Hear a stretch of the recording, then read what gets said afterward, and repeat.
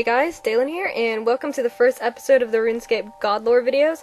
So in each weekly video I will go over a different god, and if you'd like to request a god each week, put it in the comments and I'll see what I can do. So in this video I'm going to start off with Zamorak, as I did get that one first. I did recently look at my comments and said I got one of them was Armadillo.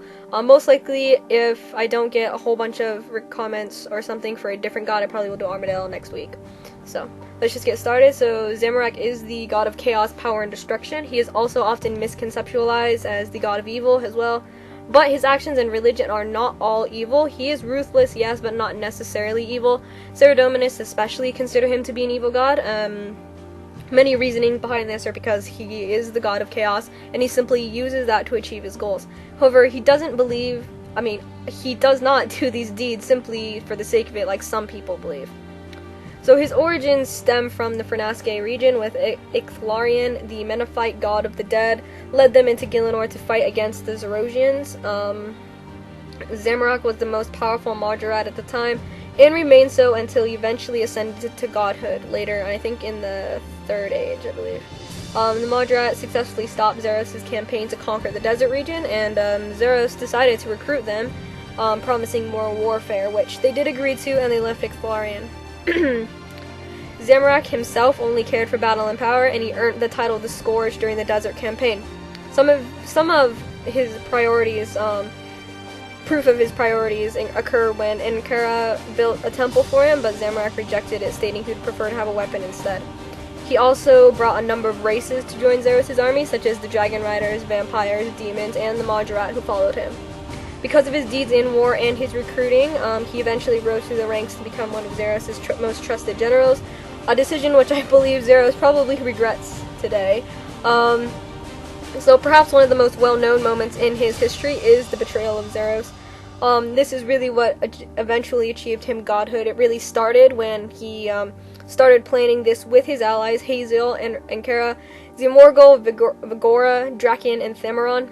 His main plan was to disable the other generals of Zaros. However, there is really not a lot known about this except for Char. She was sent on a mission to suppress the elves, as Zaros suspected Saren was planning something in a crystal city. So on that mission, while Char was preoccupied, Zamorak stabbed Char from behind with a poisoned dagger, making sure she could not prevent Zaros from being defeated. He did not intend actually to kill her. He basically intended to leave her alive, but disabling her, so she had to watch her lord be killed. So Char obviously really hates Zamorak now. So while Zamorak was silently taking out the other generals, a Saradomist explorer named Valdez managed to find the Staff of Armadillo, an elder weapon. He realized what it was, and he intended to return it to Saradomin. However, Renard, a thief, stole it from him. However, that thief didn't realize what it was, although he did know it was a powerful weapon. He intended to try and sell it to Zaros, so he hired a messenger named Karim to inform Zaros. Unfortunately for him, Karim was a Zamorakian and told his master about the staff, so Zamorak of course went to Renard and bought the staff for a very low price, and so he now had in his possession the item that would grant him godhood. About a week before his attack on Zaros' headquarters, he approached the Dragon Riders of Zaros, making them an offer. He told them that in exchange for 2 of them joining him, he would make them fertile, something that Zaros promised them but never actually delivered. Morvaron and Apropos agreed to the terms, and the other riders agreed they would not warn Zaros or aid Zamorak because they did not want to incur the wrath of the winning side, basically. Something that I think is actually a little lesser known about this entire story is when a Saradomist spy named Lanissa heard that Zamorak had the staff. She informed her superior, a wizard named Dalak, and he thought that if Zamorak succeeded, Zaros would be gone for good. So instead of telling Saradomin about it, he put an enchantment on the staff so Zaros could not detect it. So he would come to regret that action later, though.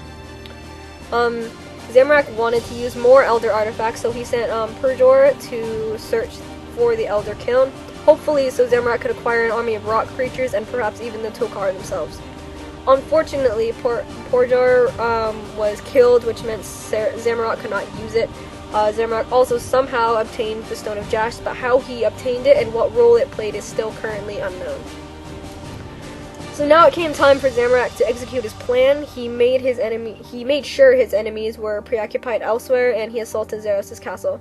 using as the cover that they were going to discuss war plans. So his allies kept Zamorak's forces and bodyguards busy, and Zamorak brought out the staff and engaged Zaros in combat. He stabbed it into Zaros' back, however, Zaros still remained more powerful than Zamorak. Zamorak fought well, but eventually was grabbed by Zaros by the throat, and Zaros intended to choke him. However, Zaros tripped and fell onto the staff that was lodged into his back, and it ended up piercing his body and impaling Zamorak on it as well. That was used as a conduit for power, and consequently a large portion of Zaros' power was transferred to Zamorak. Zaros fled from Gielinor, abandoning his body and left for a distant dimension. However, he still is alive out there, and most believe now that the edicts of Guthix are broken, his followers will find some way to restore him to power. Before leaving, however, he did curse all of those involved to be invisible ghosts for all of eternity, and it said that Vigora, Valdez, Renard, Kirim, Lanissa, and Dalak were affected by this. However, Zamorak and his fellow Majorat seemed unharmed. I think what is speculated is that mortals who have a much longer lifespan were not affected like the weaker humans were. So after his victory, he declared himself to be a god. However, the other gods of Gielinor appeared and banished him from the world for killing one of their own. Saradomin also took the Stone of Jas from him. However, this banishment did not last long, as Zamorak returned to the world as a fully fledged god. He wanted to reclaim the Stone of Jas, and he declared war on Saradomin to get it back, starting the God Wars. When the God Wars started, many of Zaros' followers hid like Sliske, and those who didn't were killed. Saradomin and Saradomin temporarily allied to destroy the Zarosian cities, Darik, Perdwana, Lasir, Enkalar, and Karalangar. Only the capital of Sentistan survived, but eventually was taken over by Zamorak and later ravaged by the Saradominists, who built Cerinthium to make sure there was no trace of the city left. Later during the war, after the imprisonment of Nex in Tor's Sleep in the icy prison, the God Sword was made. Zamorak heard about it and ambushed the Aviantes who are carrying it. This caused the battle for the God Sword between the Saradomin, Zamorak, Armadil, and Bandos. Each god sent their most powerful general into battle along with their armies, so General Grador, Commanders Ilyana, Kriara, and Krill Tetsurath were the 4 generals. The original plan was for Saradomin, Bandos, and Armadil to fight against Zamorak, but they ended up fighting each other instead. During this time, Sliske appeared and tricked a group of Saradomis priests into awaking Nex, and the 4 gods had to unite to re-imprison her into the icy prison. During the last moments of the God Wars, Zamorak found the Stone of Jas and proceeded to destroy the Ferenthi site with it, which is now known as the Wilderness. This awoke Guthix, who had been sleeping since the first age, and he banished all the gods from the plane, creating the Edicts of Guthix. Zamorak buried himself at the bottom of Daemonheim, where he was right outside the boundaries of the plane. He stayed bound by the edicts until the beginning of the 6th age, when Sliske killed Guthix with the Staff of Armadil. Many Zamorakians had attempted to bring him back before, however, obviously they had all failed. However, once the edicts were broken, he was drawn to a source of power, and he summoned a portal just west of Lumbridge. Many suspected that Saradomin was going to come out of it, and others suspected it could be the work of Zamorak, Bandos, or Guthix. Once the portal was large enough, Zamorak came through and began destroying the forest to get the divine power beneath it. Saradomin arrived and tried to stop him, and the result was a large crater behind Lumbridge with a storm of divine energy in the middle. Currently, each gods are at war behind the city, locked in combat, and that is what the current Battle of Lumbridge is. So, that's really all the historical background. I did skim over a little bit, especially the God Wars, because there is a lot of history behind the God Wars, and I do believe I'll do a separate video on that, so I just skimmed over and put in a couple of the more important moments of the God Wars. So now that the historical background is out of the way, I'm going to go on to his followers, his races, and individuals alike.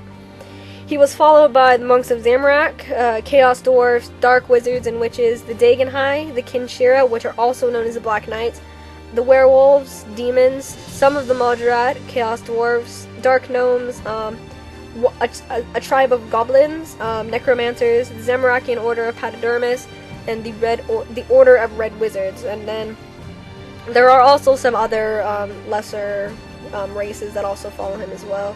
And then some notable people are Haziel, Moya, Enkara, Zamorgol, General Khazar, Dilrat, Lucian, Ivan, Sirach Magus, Lord Ioworth, King Lathias, Thamaron, Krill, Tetsuroth, Balfrung, Krieth, Solus Delgard, Lord Daiquiris, Scorpius, Tarn, Vigora, the Colonomancer, the Dark Mage in the Abyss, a lot of the quest demons, Moldark, and Kalgar the Warmonger.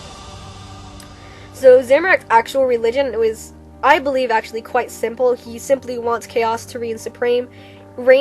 He is, in many respects, the opposite to Saradomin, and Sarah, who wants paradise for himself and absolute control over the world. Zamorak rewards his followers who are faithful to him. However, he is ruthless to achieve his goals, causing many people to believe him evil. In my mind, Zamorak is a very misconceptualized god, as all of his actions aren't all black and white like a lot of people think. So, anyways, there you have it, the first episode of the RuneScape God Lore series. If anyone has any requests for next week's video, feel free to put it in the comments. If I get more than one request, I'll either do the one that has said more, or I'll just pick one that if they're tied. So, anyways, I hope you enjoyed the video. Feel free to have discussions or ask questions in the comments. I'll see you later. Thanks.